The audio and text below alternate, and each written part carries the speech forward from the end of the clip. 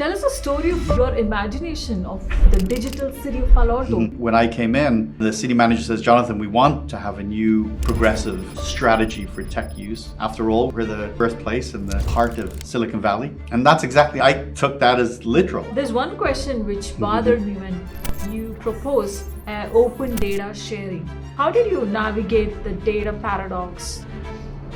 So we started with... Let's go to your latest article in Forbes, the 5 traits of a leader who needs to keep up with technology. Let's hear it from you.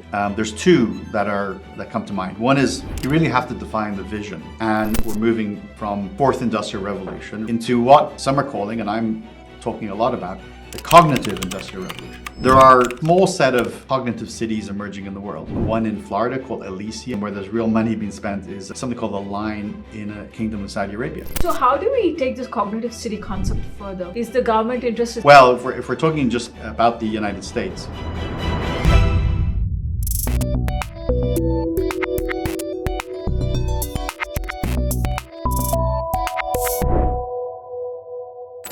Jonathan, I've not met anybody quite like you. Oh, that's nice. You're the CEO and founder of Human Future, but you were at the peak of your career. You were named as one of the top CIOs in the world, and you made Palo Alto the #1 digital city. You were the CIO of Palo Alto City. That's right. I cannot imagine what that could be like. Palo Alto is one of the richest localities in the United States, or I can say in the world. You made Palo Alto a cutting-edge digital city everyone looked up to. And right at the peak of the career, you walk out of it to start your startup, Human Future. And you also are an adjunct faculty professor at University of San Francisco, where you teach students. Yes. But what impressed me most is you have 50 LinkedIn courses. Okay. 50 with more than 3 million users and in gazillion number of languages. So Dr. Reichental, I'm going to call you Jonathan. Jonathan's good. Okay, Jonathan, who are you? Who do you see yourself as? Yeah. Well, lovely introduction. Thank you. You and your team did amazing research. Everything was spot on there. I have to say, when I was at the city of Palo Alto, it wasn't just me. Of course, I worked with a great team and great partners. But that was part of the fact that it was the city of Palo Alto here in Northern California was part of the appeal, right? A city of technologists. Yeah. It's often called the birthplace of Silicon Valley. Yeah. I'm not sure I would have worked for another city in another part of the country. I think just Palo Alto was compelling to me. Yeah. And as a technology guy for my whole career. You're a doctorate in information systems. Yes, that's right. Is that the inspiration for you to take on the role of a CIO? Well, no, I've always loved technology since I was a kid. I was programming very, very young, watching my older brother, bring a computer home, many decades ago, and looking at him program. And then I picked up, coding myself. I like the fact that technology, when used in a positive way, can have great impacts on all of us. And so I'm attracted to that. And so, that's my career. And then I get an engineering degree. And then when I immigrated to the United States, I wanted to really focus on computer science topics. And what happened was I did this a little later than a lot of people. And so I'm studying and I'm like, can I really go back to school and be good at this? And I got into a flow. And then I went straight from a second undergraduate degree to a master's degree. I said, let's just do this now that I'm on a roll, right? And me being a little bit, crazy in, how I approach things and very determined, I had the opportunity to then go from the master's into a PhD program. And I said, let's just do it. Let's do the full terminal degree, if you like. I knew it was going to be hard, the hardest thing I've ever done in my life. What was the topic of your thesis? What did you study? I mean, what did you have to defend? So I had all these amazing ideas to change the world. And I was like, I'm going to research a topic that's going to change the world. And two things came up. One is my professor said, you should do something you know a lot about. My advisor, right? My PhD advisor. I thought we talked about it and that seemed like very good advice. And then he says, you also want to finish your degree. right? Yes. And so these two things meant I super focused on something I actually knew about, as opposed to this big thing that, yeah, it would have been a passion, it would have been interesting, but I probably wouldn't have finished it, and I wouldn't have got the quality that I expect out of myself. So my focus was on software engineering. At the time I was running a large software engineering team at a very large private company, and it was the world I was immersed in. And so you knew a lot about it. I knew a lot about it, and I was surrounded by people who knew even more than me, and it became an amazing research environment. And I thought, well, I love this topic, and I am in the right environment, and I want to finish the PhD. Let's just do it. So I focused on, what's called the requirement solicitation phase. How do you gather requirements, especially when the topic that you're gathering requirements around is tacit, right? And that means it's difficult to actually articulate what a person does and then codify that into software code. And I was very happy with the outcome, and of course, I was able to finish the PhD in record time, and then move on. And it's been, you don't do a PhD necessarily to make a lot of money or something. You do it. You got to have a passion for learning. You got to perhaps want to research, and you want to teach. And these are very important to me. I think one of the things you'll see probably in my bio is you can look over many years. I'm an educator. That's what I really am. Yeah, no, that's amazing. Also, I feel you get a hang of systems thinking, building large, complex systems, which you did for the city of Palo Alto.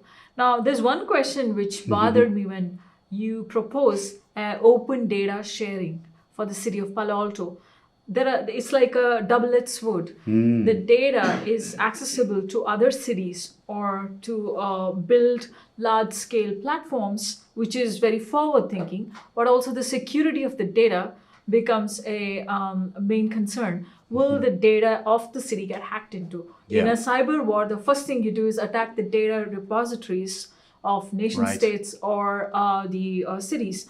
So how did you navigate the data paradox, the data and privacy paradox? I know you have a book called Data Governance, which you authored a year and a half ago, at the right time. So, but let's go back to that paradox. How did you navigate it?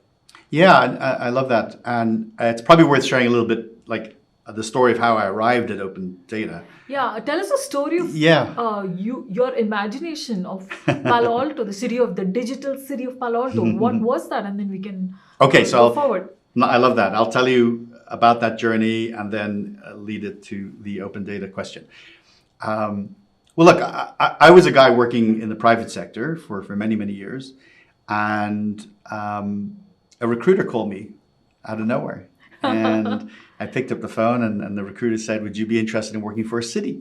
Never worked for government, by the way. But I was always a technology guy. And it was to be the CIO of the city of Palo Alto. Oh my God. First of all, I knew Palo Alto. Of course, if you're in Silicon Valley here and you're a technologist, you understand the role that city has historically played in the world. And I thought, oh, that's interesting. And then I was very interested in government and particularly city government. Right? How does it really function every day? So that part of me, that curiosity part of me, which is so important, I think we all need to have more curiosity. That curiosity part of me was like, I need to do this just so I can look behind the curtain. Like, how does this work? So I took the role, and when I was finalizing the arrangement with the city manager, who would be my boss, he said, "We'll make a bet on you if you make a bet on us." And I love that, and I remember him saying that to this very day. We weren't sure if it would work. Me being sort of more of a fast mover, move fast and break things kind of attitude in the private sector. Coming to government, maybe not such a good quality. And I said, well, what can we do? What can we do in a city that is tech-centric? I mean, there's lots of CIOs and CTOs and entrepreneurs who live in the city. How can we collaborate with them? For those maybe listening who don't fully understand Palo Alto, this is where Steve Jobs used to live. It's where Mark Zuckerberg lives today. It's where Stanford University is, one of the best computer science schools. You got to collaborate with the CIOs and the CXOs Yes. who live in the city. How cool is that? Well, it is. As you said earlier, it is a double-edged sword, or use that term. In that, as a CIO, in an organization, you want to be pretty bright and be the leader around technology initiatives. But I was surrounded by CIOs that often knew more than me, or could be, more accomplished, more experienced. So they were always advisors, but they also were very critical, of course, because they knew better.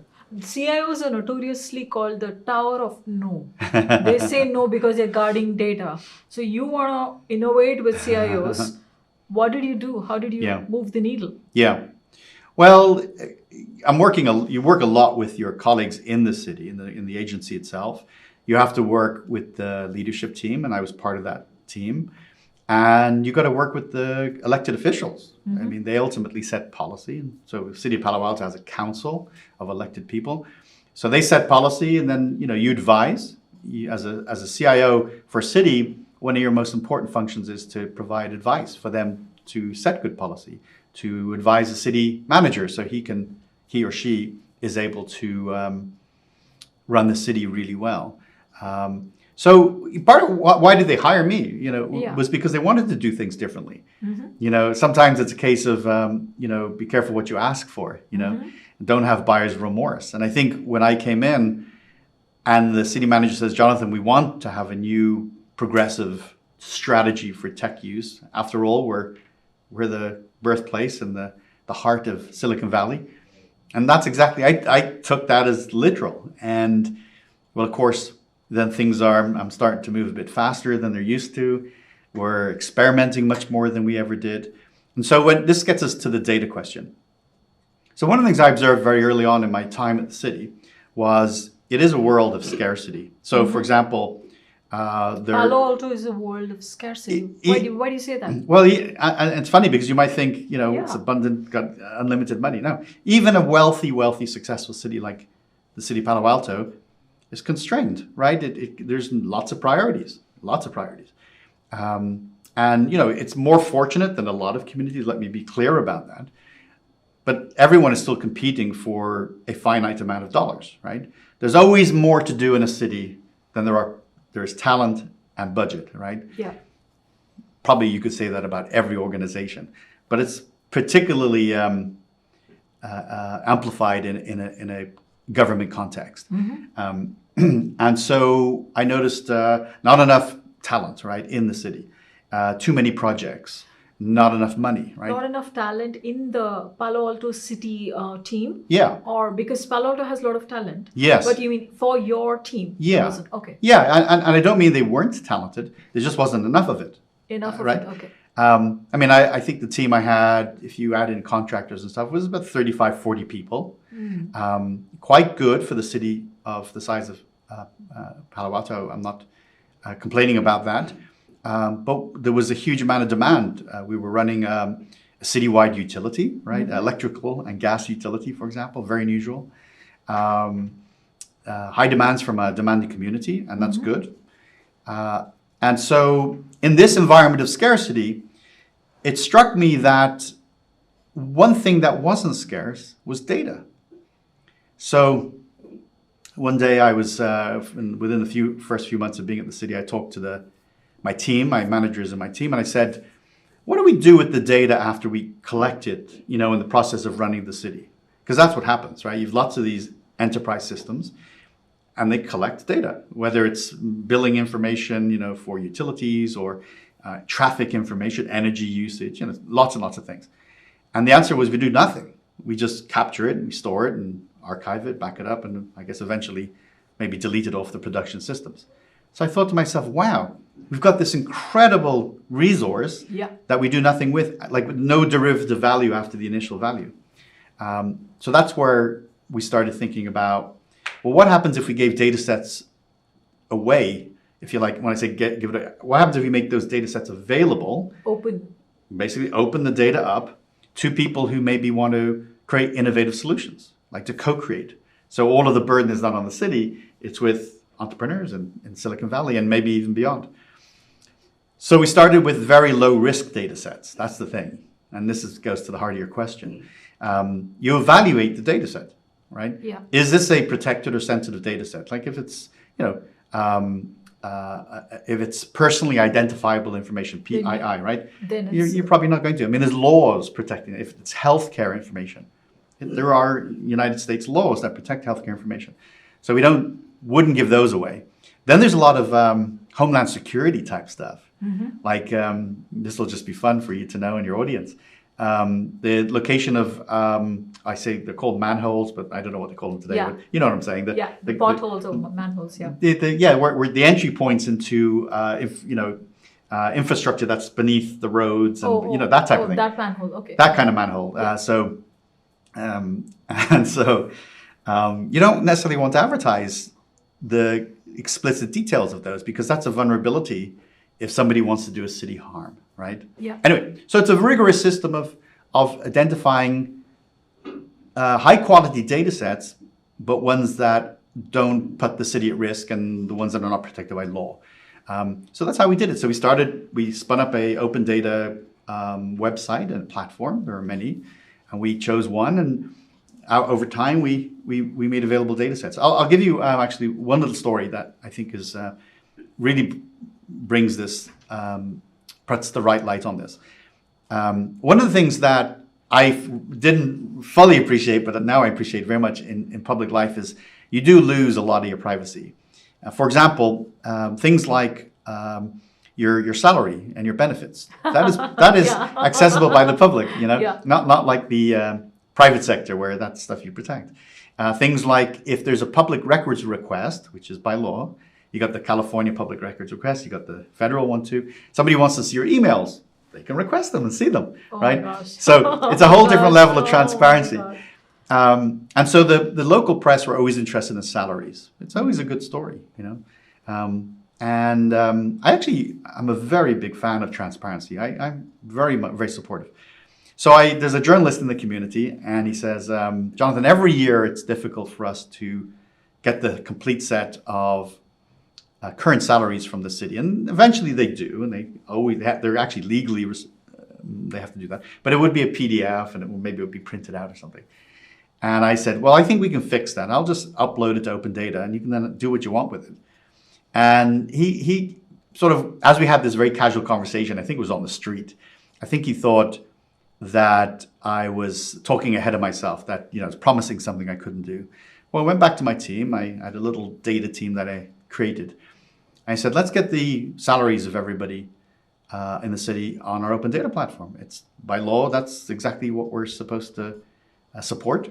And we did. So it was in a machine consumable format in a database. So no longer locked into a PDF or a printed format or scans, but it was in a way that anybody who goes to the site can extract it, right, as an XLS or a CSV file, a format in which you could import it to your analysis tool and then do. Yeah. So I did this, and then we sent out an email to everybody. Salaries are out there. And then I meet the journalist on the street. He says a few days later, he says, Jonathan, I'm surprised. And I thought, oh my goodness, I thought I'd gone above and beyond. I'm thinking this to myself. He says, I'm surprised how good it is. Like how far you went with this, how transparent it made the city. It was such a good gesture. It showed that you are doing what you're saying, which is you want to make the city digital and accessible, collaborative. And so we did well with it. And it was recognized frankly, it was actually recognized at the time by the White House. Wow. And I went there and didn't get to meet the president that day, but I did go to the White House. No, that's amazing. But why did that get such a high visibility? What do people do with the salary data? Yes.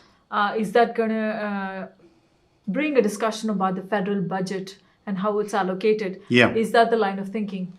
If you go back 15 years, because we're only talking barely 20 years ago, accessing city data was near impossible. Yeah, it's like you had to go through the records physically, print it out and yes, for example. It might be on microfiche or something. Yeah. The people watching this video don't even know what that is. That means. But they can imagine, let's say you wanted information about some, real estate information or planning information. and you go to the planning office and they give you a binder of paper. Yeah. And you're supposed to make sense of it. I know what you mean. I've worked with the congressional candidates. When they go for election, they need all kinds of data. Yes. Because they need to run their campaigns. Or the companies like Google, when they transform cities, Yes. they need to know, like, if Yes. they're building a smart city, what is the city like right now? Yes, yes, How yes. do you quantify it, right? Yes. Yeah. There are many, many demands and needs.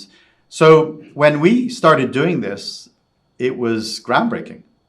And we got a lot of recognition, because not because the technology was particularly smart or transformational. It was what we were doing, was making data sets machine consumable to anyone in the world. And you delivered 250 projects successfully. Over the course of my 7 years, we delivered 250 technology That's projects. incredible. What was that like? What kind of projects were they? Everything. It had never been done before, by the way. I don't Yeah. think in the 100 years of the city or so had there been so many projects done in so little time. And these were all technology projects, by the way. Oh my goodness. Well, so they range from back office, right? Things like making a better, improved financial system for the city, an enterprise system for better planning and permitting, which is very important in cities, right? Improved geospatial information. And then on the front end, things like experimentation around dynamic traffic signaling systems. So traffic That's lights. very helpful. Yeah, change Bring when. it to 101, please. Yeah. 280 South at 3 p.m. That's right. We to get the best benefits of a dynamic signaling system, you have to have it over a wide geography.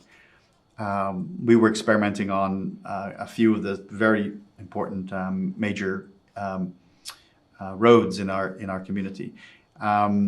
We had, interestingly, the city had 4. I hope I don't get this wrong, but it's about 4 libraries, right? And I think a children's library, so that brought it to 5. It does have that. Yeah, it's a 4 beautiful, libraries. and I think, in fact, it has the oldest children's library in America, in Palo Alto. It's beautiful, by the way. And this is me pitching, for people to visit. We also built a brand new library called Mitchell Park, a physical library. But we also built a digital library, one of the first, major e-libraries. So you would get the experience of our physical libraries, but simply on a smartphone or a website. And by the way, again, today in 2025, that doesn't sound so, interesting. Like, it doesn't have any wow factor. But 15 years ago, it was a wow factor, right? Definitely. People were not used to being able to check out, books online and from a library. And so we weren't the only ones, but we were one of the first. I've few. used those facilities. So I'm a stakeholder. I know that. Yes. It yes. definitely makes a difference having a digital app. Yes. Getting it to your phone, it saves a lot of time. I mean, Yes. it's incredible. Yeah. Yeah. We created a whole app store for the city. The city manager had this idea of like, could we actually have, because we had lots of apps. Yeah. And then he's like, could we, use the metaphor of the App Store, the Apple App Store? Yeah. And so I created one. And I don't remember today how many apps, but there was a lot, doing everything from library to reporting issues to understanding the city more, geospatial. I mean, just a lot. So that was quite unique, but a very, very digital-centric, low friction set of entry points for not only the community, the businesses and tourists that would come, but anyone in the world. Everything we were doing, in my view, should be available to everybody. So Jonathan, there's a lot to this story, but there is a lot more beyond this, which you accomplished in the last few years. So we have to move on from this. But there's one question I want to ask. Sure. Look, Estonia is a highly digitized nation. Yes. It's a small nation, but they did a great job. The health, the DNA information of every resident is digitized. So if they have to deploy vaccines, they're probably the quickest country to do that. Where did you learn about this vision of transforming Palo Alto into a digital city? Is it from your home country or is it from the European countries? Because the more digitized you are, the more advanced you become as a nation. Yes. So how did you get that vision? Yeah. Well, certainly we got inspiration from Estonia, sometimes known as Estonia, because of exactly. their digital transformation. Yeah. Very unique among the world, Yeah. even today, but certainly back in 15 years ago. Then opportunity because they emerged out of the breakup of the Soviet Union as a very undeveloped country in bad shape. and countries don't typically get this. They got an opportunity to start again. Yeah. And they said, if we're going to start again, Yeah. we're going to do it right. We're going to be digital by default, digital from day one. Amazing. So yeah, they certainly, but I think the drive to be a leading digital city, and at the time we weren't even sure what that really meant. It just meant we were going to use a lot of digital tools. Comes from my own interest in, first of all, my background in technology and the work I'd done in the private sector, but also realizing that you could bring digital to bear in an urban environment to solve lots of problems. Yeah. And cities were not there yet. Yeah. Look at Uber and look at the DoorDashes. Yes. They're thriving on digital data and Yes. yeah, it's Well, please, as of today, it's we take it for granted. yeah. But not 15 then, yeah, not 15 yeah. years ago. I knew that. Well, look, when I joined, so it had been about 2011. So Yeah. it is about. It's going. By the time this airs, it'll be 15 years, and my cohort. To with great respect to them, the CIOs who are running other cities, were not even sure whether social media was a thing, right? They certainly were not embracing cloud computing, right? And mobile wasn't even on the agenda. And here's me coming along and saying, well, we're going to fully embrace social media as a communications tool to embrace the viewpoints of the community, have conversations with the community. We're going to be cloud first, and we're going to be mobile first. Okay. This was language people weren't using. Yeah. And I want to stress, though, this was the mandate that I was given when I was hired. Yeah. I don't think I would have been interested in just being a operator or caretaker. The opportunity was to how can we reinvent local government? Yeah. That's a big ask, and I love that. Yeah. And by the way, that shapes my life to this day. 15 years later, I'm still asking that question. And as technology is evolving, the impact of tech is even greater in not only what we can do, but how our cities function and what people expect from them. Amazing. So Jonathan, let's go to your latest article in Forbes. Yes. In November 2025, you released the 5 traits of a leader who needs to keep up with technology. I may have paraphrased it, but let's hear it from you. What are those 5 important steps a leader in a company or a large organization should adopt in this day and age? Yes. Because this is the age of continuous learners. Yes. If you don't keep up with technology, you're not going to be able to run an organization. Right. You'll be a relic. So tell us what the article is about. Yes. And why did you write the article? Sure. Yeah. Well, I'm not sure I can remember the 5, so I'm going to give you maybe 2 of them. Sure. Well, I write for Forbes as a little side hustle. I do because I love to do it. Yeah. I don't have to do it. It's part of my genes, my DNA that is Communicating and writing and exactly. Envisioning things. Yes, Yeah. and helping others. I mean, You're a futurist, right? well, I'll let other people, give you're it a my title. futurist. Yeah. Well, thank you for that. I'm writing these articles to inform the public, and Forbes is very focused on leaders. That's part of their, When you say leaders, what kind of organizational leaders, like CTOs or CIOs or CXOs? all the C-suite. The entire C-suite. The C-suite of across all industries is a target audience for them, but it's not limited to them. I mean, lots of people can get benefit from the articles. So I know you have to know the audience, of course, when you write. And so the question I was asking, what are some really top skills you need to have in this era, this time we're living through as a leader to enable change, right? And while I don't recollect the 5 off the top of my head, there's 2 that come to mind. One is you really have to define the vision of what you want the organization to be, or where you want it to go. You might think that's kind of obvious, but I would actually have anyone listening to this later on go and test it with your team. Sit down with your team and ask, what's the vision of this business? And see whether everybody around the table knows exactly what it is. I think I know where that conversation is going to go. So you have to have a clear, articulated, known vision, bold, aspirational, right? Not just the mission of every day, but where do you want to go? And what do you want to become in this time of change? For example, is your the traditional buyer of your product or service, is it evolving? Is that person that that consumer or Yeah, the customer profile. yeah, exactly. Is the profile changing, and what does that mean to what you do? For some organizations, by the way, that means they're no longer relevant, right? Yeah, And they have yeah. to shift. The second thing is to experiment more, to be an experimenter. So like focus good budget on R&D. Yes, yeah, much more than it's always been important. Yeah, Again, much more even in this day and age. yes, yes. Medium to large size businesses do, one hopes, usually has some sort of R&D, and it was important, and maybe casual, and that's not the case for everybody. I mean, if you're a big consumer products company, that's your livelihood is innovating new products all the time.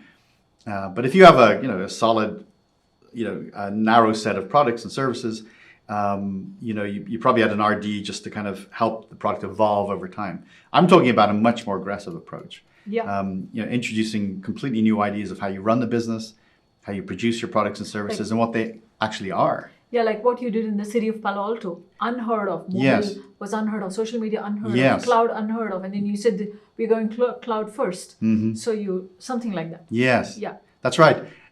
You have to be bold, right? And the reason why, look, the way you can measure if you're doing this right is if people push back on you. Right?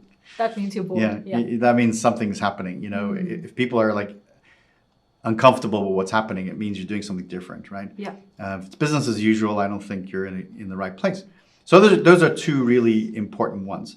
Now, you asked me then about this sort of, we're moving, from the fourth industrial revolution, right? The use of the internet, digital, Internet of Things, data, this intersection of the digital and physical worlds, into what some are calling, and I'm talking a lot about, the cognitive industrial revolution. Mm-hmm. Cognitive, which some say is the fifth industrial revolution. I like the cognitive industrial revolution. And cognitive comes from this notion of thinking machines. Yeah. Right? Yeah. People know what cognitive is. It's how we think. Is it thinking, reasoning, or just thinking? No, it's thinking and reasoning. Reasoning. And taking actions, ultimately. Yeah. It's like, I remember the Steve Jobs chart. There's a person trying to walk and then he gets a bicycle and then he goes much faster. So cognitive is like that. It does that to the digital. It takes it to the next level. Yes. So we have to speed up. Yes. Well, it's even more. That's very nice. I like that. It's more than that, though. It's perceiving the world. It's understanding the world and perceiving it. It's reasoning. It's and then taking action. I'm sure there's one other there in that. And so, well, we understand the increasing role of artificial intelligence. We're still trying to figure it out. It's all the generative AI revolution or a set of major shifts that have happened in, the agentic AI wave. It's all happening very quickly. We're trying to figure it out, right? As you and I speak now in December of 2025, exactly. It's all very new. We'll figure this out over time. Cities, for example, have been very reactive to events. So city services are typically reactive, right? You need something, so you go on a site or an app and you request it. Yeah. There's a pothole, you go fix it. It's all reactive. What was happening here in the city context, and then you can think more broadly, is anticipatory, right? The city anticipates needs and either solves them or is able to bring them to you. And so, you think about a very basic version in the private sector, something like predictive maintenance, right? We've had this for a while, but now it's getting to a point where the accuracy level is increasing. We know when a machine is going to fail, or we have a high probability of that, and then we can anticipate it. Right? Or cybersecurity attack. Oh yes, the integration That's of that. Crazy. It's the adversary is accelerating his moves as well. All of that can be applied in a city context too. Yeah. There's some traffic on the network that is the pattern looks unusual. Yeah. And so the system doesn't just alert the chief information security officer and says, with a red alert, whatever. It actually starts to take actions. Yeah. So it anticipates, reasons, and then proactively takes action. So we have to be comfortable with that. Yeah. And so that's what we're beginning to see. So I'll give you a funny sort of example, but it brings this all together, right? There are just a small set of what are called cognitive cities emerging in the world. For example, one in Florida called Elysium. There's a conceptual one called Tolosa. I say conceptual because they're actually looking for a location. Maybe the one that's got the most amount of news and where there's real money being spent is something called the Line in an area called Neom in northwest Saudi Arabia, the Kingdom of Saudi Arabia. Oh, the Neom city. Yes, Oh, yes, wow. yes. Okay. What about the Forever city in Sonoma? Yeah, well, well, we'll see if that gets built and where that's headed. Is it also a cognitive city or it's smart city? I don't think so. I probably falls more into a well-run city, so perhaps a smart city uses technology to run it well. So the example is for example, and of course you have to remember this is a creative thought. It's not actually implemented yet. But the idea is you have a beautiful sort of home in the Line. It's called the Line. And you every day the first thing you like to do is go to your local coffee store and get your favorite coffee. Well, to get there, you actually have to take a train because only like for 5 minutes. By the way, there's no cars or roads in some of these cities anymore, or at least not projected to have. So what does it mean then to be cognitive? Well, first of all, the city and your environment is learning about your behavior. And so it knows that every day at around 7 o'clock, you get up and you throw on your shorts and t-shirt, whatever, and you go and you get the train. So you get up and suddenly you see a message on your device, whatever that device is. Let's assume it's a smartphone. Says the train is 10 minutes delayed. Well, it knows, right? It knows what you typically do. So that's good. And says in order to get the delayed train, you can now leave at this time, you'll get it. So you get on the train, and then when you get to the coffee store, the coffee is waiting for you. It's hot and on the counter. You didn't order it, and you didn't tell anybody. Just the infrastructure is learning about your behavior and making these things happen. Now, yes, you can listen to this and think that's all really silly. I think it's more of kind of trying to characterize what it means when the environment around you learns. The number one thought that goes through a lot of people's heads, and maybe it's going through your head, is, well, what about privacy? Isn't this a huge... Yeah, you got to choose this. You got to choose to provide that kind of insight. And what we learn from the most current generation, if you like, Generation Alpha, is if a diminished amount of privacy results in a better quality of life or some entertaining or some positive, they're okay with it. Yeah. And I think that's the phenomenon we're going to see as time passes. This is incredible. I mean, I'm getting dizzy here. No, but there is this concept called nation states, which Balaji Srinivasan talks about, where people of a certain mindset are digitally connected to form a nation. Now he's bought an island, and this is like a startup network state where the founders live on the island. Every person who lives there is a founder. So wow, that's a physical a manifestation of a network of people. But now you're talking about a cognitive way of building a city. So there is this whole concept of beyond boundaries. You're creating something interesting. So it's not exactly on a map, but it's already happening. That's interesting. Yeah. Thank you. So how do we take this cognitive city concept further? What are you doing with them, with that idea? Is the government interested? Is the federal government interested? Or is the Silicon Valley, the billionaires, are they doing something about it? Or well, if we're talking just about the United States, AI is a national priority. No question about it. Yeah. This current administration has made it an absolute priority, and in actions and in funding and in the way it's embraced the technology and wants to see the positives. We also see it as not only a national security priority, but also as a global competitive priority, right? So you can see you don't want to lose the AI race. Right? The United States needs to keep ahead and push. So as a consequence of that national agenda, it's permeating all aspects of society.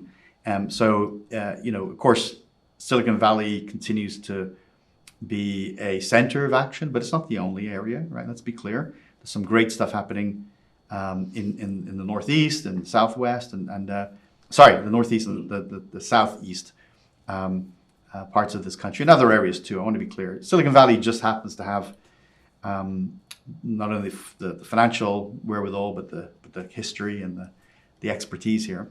And so as it permeates through our tools and more people get educated around it, it's entering our government mindset too. I think my role is a couple of things. Number one is education, right? Yeah. So which you do at Human Future. I do. As an individual, but also through my small boutique tech firm, Human Future. A mayor or a city manager needs to know what to think about. Yeah. If they're not even aware of what's possible or that there's a thing called cognitive cities, well, there's that. What's the starting point? I have to. I have a role to write and talk, and I do many keynotes. So Jonathan, along those lines, can we look at the book Smart Cities right behind you? It's one of your bestsellers. Tell us what this book is about, and tell us what your keynotes are like. Okay. Yeah. This is Smart Cities for Dummies. It is. Yeah. And what do you talk about in this? Well, I wrote this after I left the city of Palo Alto. I think simply by perfect timing. Wiley, a leading educational publisher, reached out to me, and they asked would I like to write a book about cities. And at the time we didn't know, we hadn't chosen the Dummies brand yet. In fact, Wiley has a number of brands. They went away and they came back and said, hey, how about we do this as a Dummies book? And everybody's familiar with Dummies, I think, in the United States for sure, but it turns out across the world. It's the largest selling reference series in history. Over 250 million Dummies books exist, right? It's amazing. Yeah. I didn't sell 250 million of these. But so I said, let's do it. And that was just before COVID in 2019. COVID hit, I was writing it. And actually it was good because now I was at home, couldn't leave. That was the time where a smart city really mattered. We needed supplies which were delivered, without in-person interactions. Everything was digital. Yeah. Well, what we did find out was if you didn't have digital, how weak things were. I mean, communities that had bad internet. Exactly. It became a real issue. We had terrible stories of kids parked out, outside McDonald's doing their homework because that was where they could get fast internet from. Yeah. And it wasn't just cities. Private organizations also realized that they had to be able to support a remote workforce. And I got to write about that a little bit as a consequence. But the book is about, if you like, at the heart of it is how can technology improve the quality of life for people who live in cities? I mean, as simple as that. And particularly digital technology, right? The often used definition of a smart city is it's a city that uses technology and data to improve livability, sustainability and workability. Yeah. I like that definition. Simple, boom. So as you can see, it's a big book and it tries to cover things like transportation, energy, sustainability, public safety. And what are your keynotes like? Because you teach the leaders of large organizations how to think. Yes. And you're working with the C-suite. What are your keynotes like? What do you talk about? Well, they're amazing. All right. When you ask me what are they like, they're amazing. Okay. No. I know they're amazing. Thank you. No, I'm just being funny because the way you asked the question. It's a great joy. I mean, I feel very privileged that I get asked to speak at big conferences like GovTech in Dubai or LEAP in Saudi Arabia, or even the Consumer Electronics Show here in Vegas, the large show every year. So I get this chance to speak at very big conferences about timely topics. And the thing is, going back to your point about continuous learning, I don't have one topic that I just speak about year after year after year. I speak about topics that are current and are technology related. So give me an example of what would you do a keynote about or a talk about at the CES 2025 or 2026? Yeah. Well, I'm not speaking at this one, but if I was, hypothetically, you're saying, I would probably be talking about the cognitive industrial revolution, because that's hot right now. That's really hot. How is artificial intelligence, automation, and robotics reshaping the world? Every aspect of it, how we live, work, and play, right? And if I were a C-suite leader, what would I learn from your keynote, which I could take home and improve my operations? Yes. Yeah. Well, going back to the article I wrote recently, you have to become masters of change, much more so than you ever had. You have to be able to be comfortable with more experimentation, right? Creating bolder visions, revisiting your vision, retooling your workforce. Yeah. Having a very sober evaluation of what it is that you do as an individual. Are you adding value as a leader? Yeah. And what your organization does. I also bring to bear, things like what is agentic AI and what does it do? So there's an educational part to it. Yeah. So I want to highlight your book on data governance, because you're talking about agentic AI. And I know you have a book on for children also, with a very simplified version. But let's focus on this because we're talking about the keynotes you do with the C-suite. So the data governance for dummies, what do you talk about it? Yes. Do you cover the agentic wave and things like that? Yeah. Well, a few years ago, the publisher, by the way, I have 8 books. I write more than dummies books. But I have 2 very successful dummies books. And my publisher came to me and said, Jonathan, can you write a book about data, and particularly data governance? I said, well, I've been a IT leader for 30 years, believe it or not. And as a technology leader, data plays a central role, right? And what did you mean by governance in this book? And so, it's one part of the data or the enterprise information management world, what we call EIM. And so think of it this way. There's data management, right? Data management, everybody does data management because it's about the tools to manage your data. Yeah. Backups, access, to data, archiving. Yeah. That's very basic, but then you have things like data analysis, right? So you have data in some repository. How do you look at it, evaluate it, use it, make it meaningful, make decisions from it, right? You've got data strategy. So what is your plan? How do you get from here to here? How do you use data to propel your organization, increase profits, make better decisions, innovate, right? Those are 3, and people are very familiar with 3. The 4th one is data governance, right? And data governance is about 2 things. One is how do you reduce the risks associated with data, right? So things like cybersecurity is in the scope, compliance, right? There's lots of rules about using data in an organization today. But the other half, we call that defensive data, is offensive data. The other side, offensive, which means how do you use data to actually innovate, to propel your organization forward? Exactly, yeah. So while enterprises have been really good at data management, data strategy, and analysis, they've been very bad at this.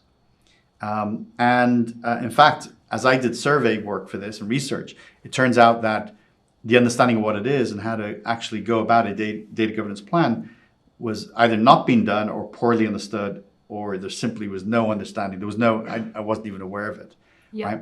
And then what happens is you take those 4 things, again, data management, data strategy, data analysis, and data governance. And in total, you're talking about what's called data culture, right? I like that. Right. Did you coin the term data culture? I don't think I did. I'm happy to. I love it. I love it. No, data culture is going to be the core and crux of every technology company. Correct. No, every organization. Every organization. Not because tech. every organization is going to be a data organization. Correct. Yeah. Correct. My That's God. spot on. We are moving into an unstructured world, which is going to eventually become structured. Yes. We will be able to label any unstructured data and put it in a structured manner. Oh my Yes. God. Yeah. And AI is going to help with that. The cognitive revolution is going to help a lot with data that. labeling is almost fully automated. Is that right? Yes.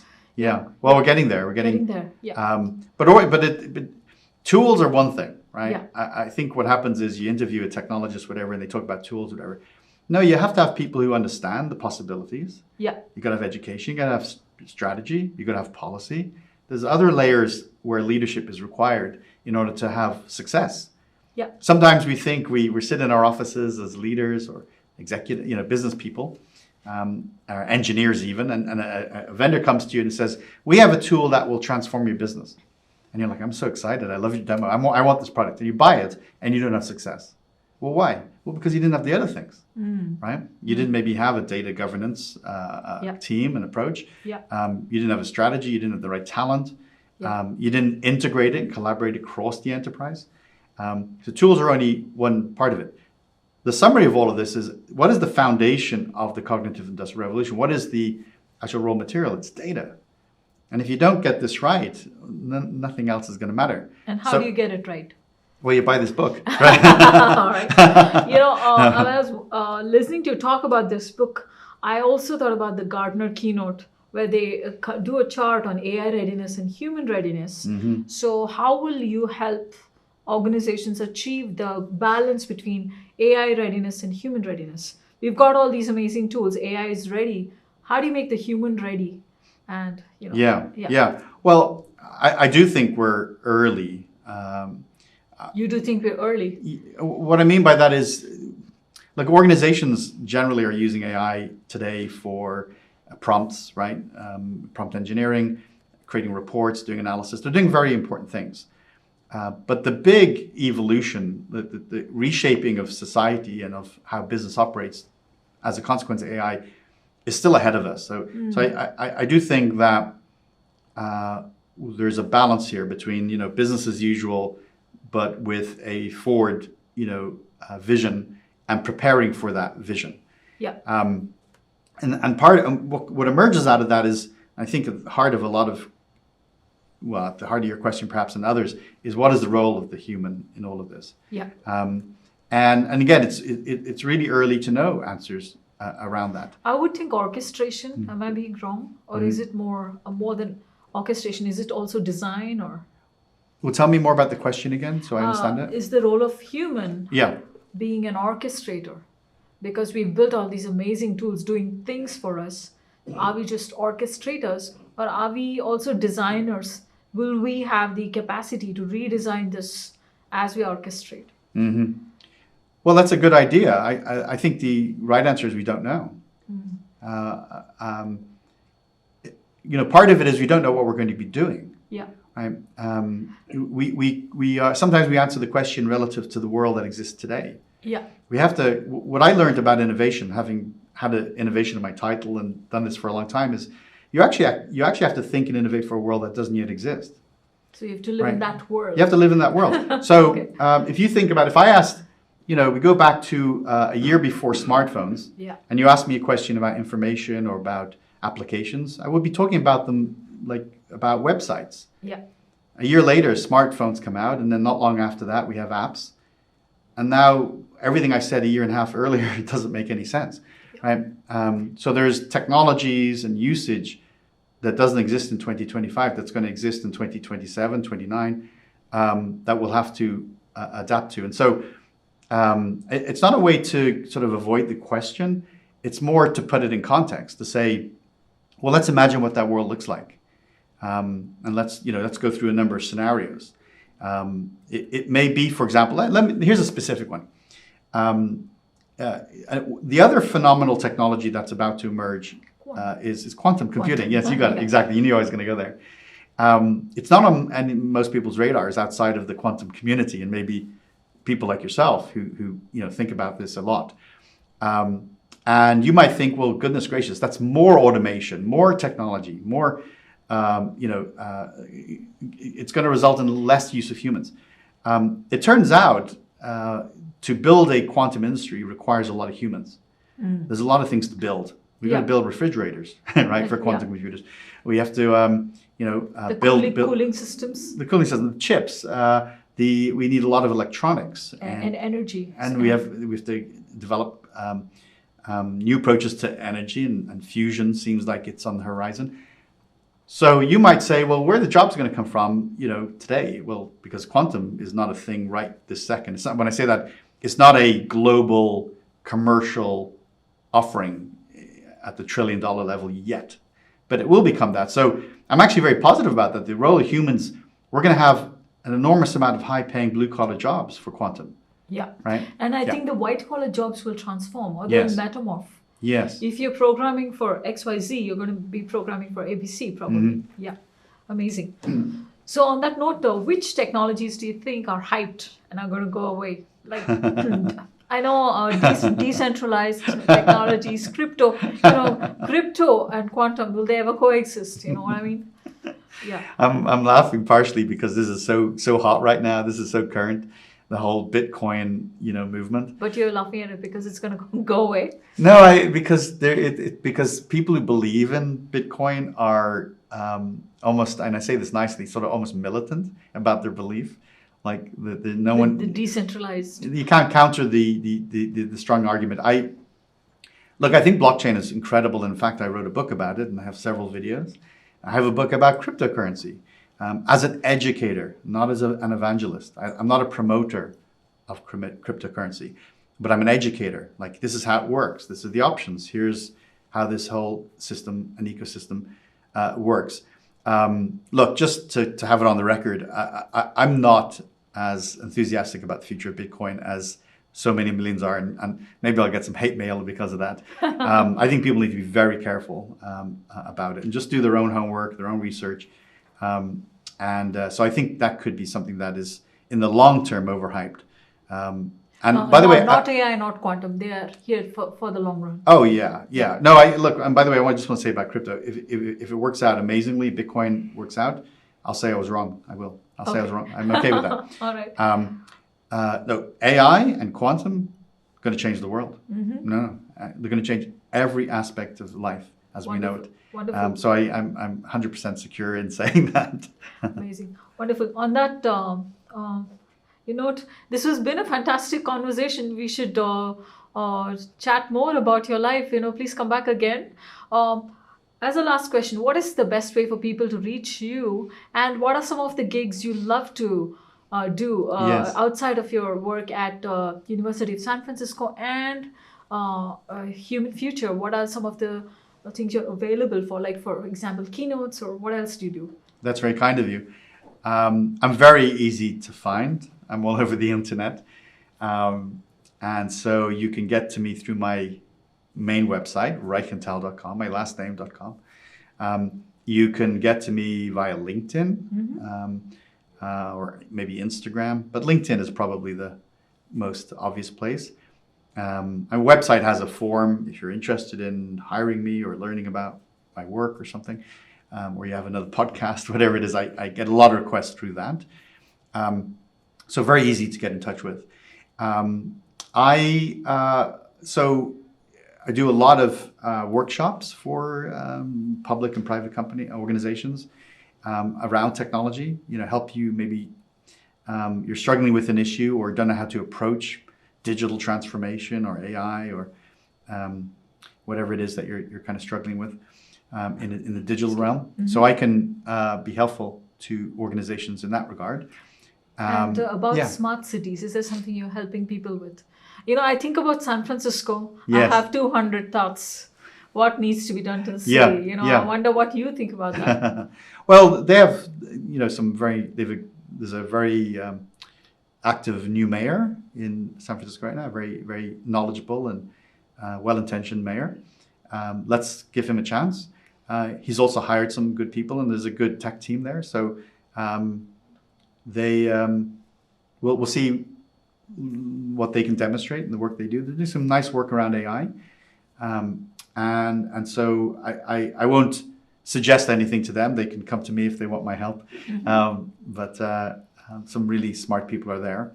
But one of the things I've been helping cities with a lot is training, going in and training their staff on how to use some of these tools and AI tools to help them with their work. I've been helping a lot of cities with developing policies. You have to have policies, right? Yeah. And that can help your guardrails in terms of what is going to lower the risk, but also maximize the benefits. I also help cities now with their not only their overall tech strategy, but specifically around their AI strategy. So help them develop those. So very engaged, not only here in the US, but around the world on AI, on a whole lot of tech strategies for cities. Yeah, one last question. Sure. What can we do to improve the public-private partnership for technology adoption? because the public sector and the private sector, public sector is fairly slower.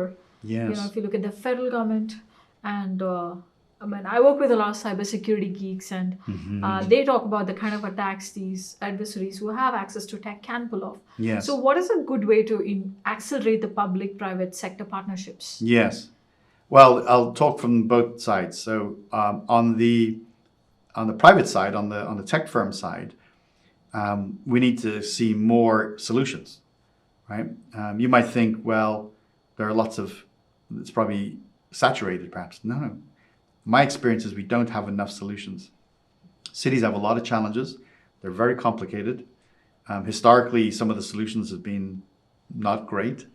They've been adequate, but not great. So we need a lot more innovation coming out of the entrepreneur community and the tech industry. For the cities. For that deploy for government and for cities, yes.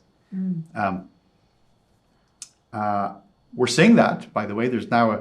There's a new category called GovTech, right? Yeah, or sometimes urban tech, but GovTech seems to be the one. Yeah. No, that's the term. Yeah. That's the term. So that's in the time I've been in serving cities now, 15 years, 16 years. Went from nothing really, just a handful of again, not so innovative tech companies to today in 2025 and into 2026. Some really awesome solutions. We need more.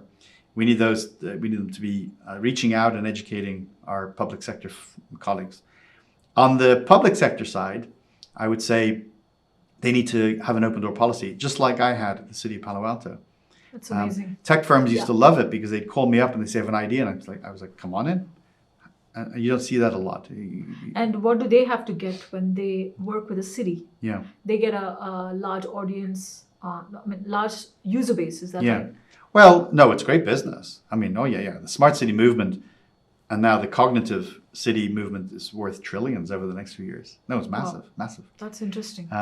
The opportunity is there to be tapped into. Now, some of the big firms win a lot of the deals, the Microsofts, the Oracles, SAPs, and the screwing movement of startups. But there's still a lot. There's that middle tier, by the way, of like Tyler Technologies, and I